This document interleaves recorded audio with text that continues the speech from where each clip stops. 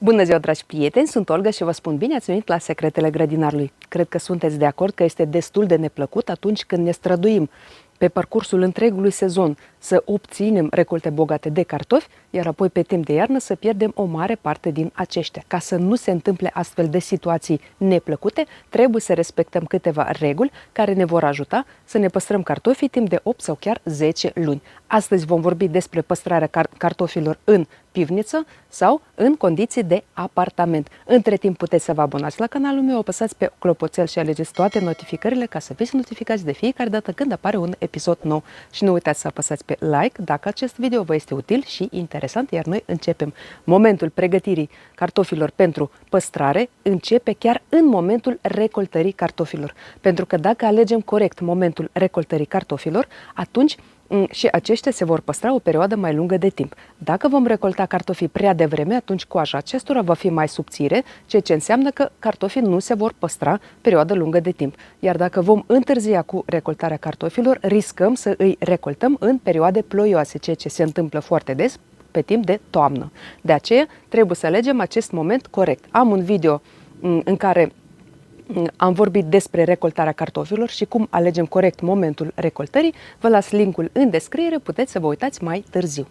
După ce am recoltat cartofii, trebuie să îi punem undeva la zvântat, timp de câteva zile. Este de ajuns să îi punem undeva sub acoperiș, ca ei să nu fie udați de ploaie sau de ceață. În timp de câteva zile vom lăsa cartofii acolo întinși foarte bine pe jos și rănile provocate de instrumente se vor cicatriza în aceste zile și apoi o să ne fie mai ușor să îi sortăm. În acest timp, în aceste câteva zile, cât cartofii noștri stau la zvântat, trebuie să pregătim încăperea în care îi vom păstra. Trebuie să alegem o încăpere întunecată și cu temperaturi scăzute. Dacă aveți o pivniță, este o încăpere perfectă. Cum pregătim pivniță pentru păstrarea cartofilor? Prima dată facem curățenie generală. Trebuie să scoatem absolut tot ce nu ne mai trebuie. Dacă avem fructe sau legume stricate, acestea trebuie eliminate. Apoi, după ce am făcut curățenie, se recomandă pulverizarea tuturor suprafețelor din pivniță cu biopreparat pe bază de Bacillus subtilis. Acest lucru ne va ajuta ca eventualii patogeni care pot fi prezenți acolo să moară și atunci când vom păstra cartofi sau alte fructe sau legume, acestea să se păstreze perioadă mai lungă de timp și să nu fie afectate de acei patogeni. După ce am pulverizat toate suprafețele, trebuie să aerisim foarte bine pivnița ca ea să fie uscată în acel moment în care deja punem cartofii noștri sau alte legume sau fructe la uscat, la păstrat.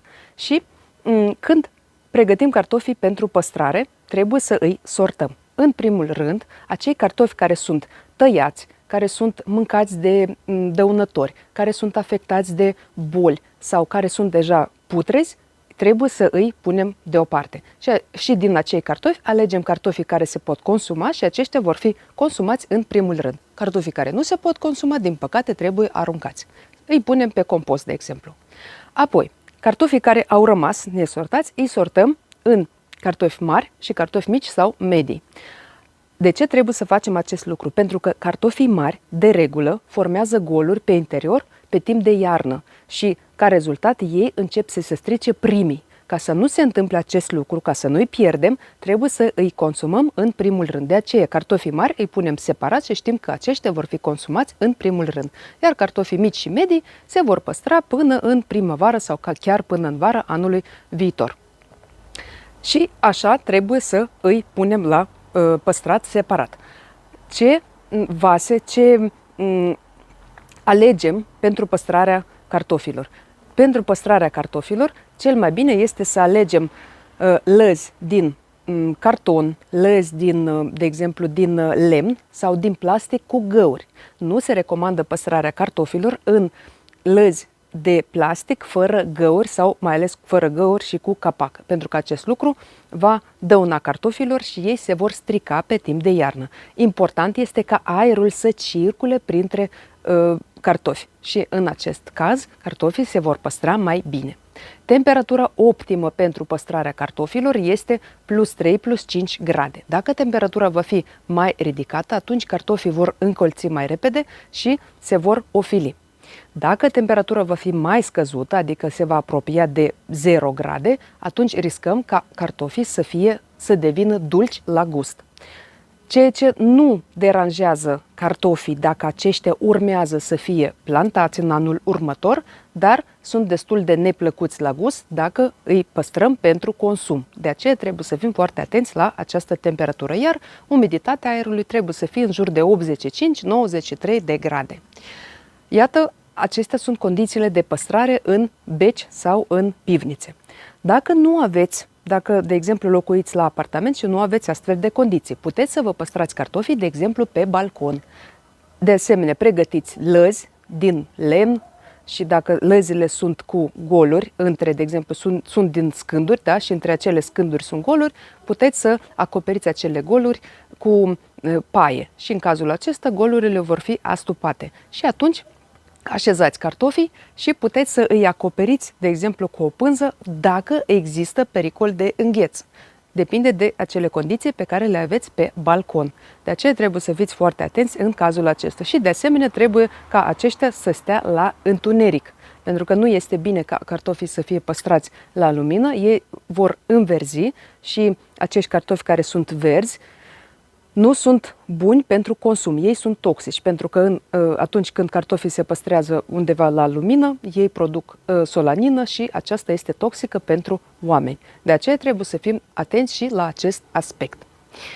Dacă nu aveți balcon, locuiți la bloc și nu aveți balcon, puteți să păstrați cartofii și în cămară, dar de regulă în cămară temperatura este mai ridicată și în cazul acesta termenul de păstrare va fi mult mai scurt în funcție de temperatura pe care o aveți în acea încăpere.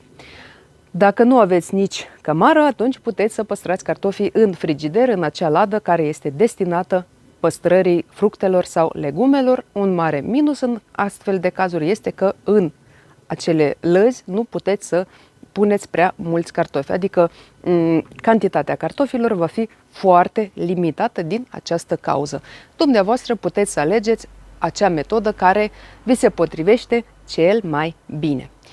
Și, ca și metode populare, se recomandă să punem câteva crenguțe de brad sau crenguțe de mentă peste cartofi. Acest lucru va ajuta cartofii să nu încolțească perioade mai lungi de timp. Cartofii se pot păstra cu anumite fructe sau legume, lângă anumite fructe sau legume. Nu se recomandă păstrarea cartofilor lângă ceapă, pentru că acest lucru va grăbi putrezirea cartofilor, va provoca putrezirea cartofilor. În schimb, cartofii se pot păstra foarte bine cu sfeclă roșie. În cazul acesta se recomandă plasarea sfeclei roșii peste cartofi, peste lăzi cu cartofi și în cazul acesta sfecla va absorbi acea umiditate care este în exces și va ajuta cartofii să se păstreze perioade mai lungi de timp. Dragi prieteni, sper că acest material vă este de folos. Vă aștept în comentarii ca de obicei. Vă mulțumesc că și astăzi ați fost alături de mine. Puteți să vă abonați la canalul meu dacă nu ați reușit să o faceți până acum. Apăsați pe clopoțel și alegeți toate notificările ca să fiți notificați de fiecare dată când apare un episod nou. Și nu uitați să apăsați pe like dacă acest video vă este util și interesant. Iar eu vă doresc sănătate, spor în toate și recolte cât mai bogate. Ne vedem data viitoare. La revedere!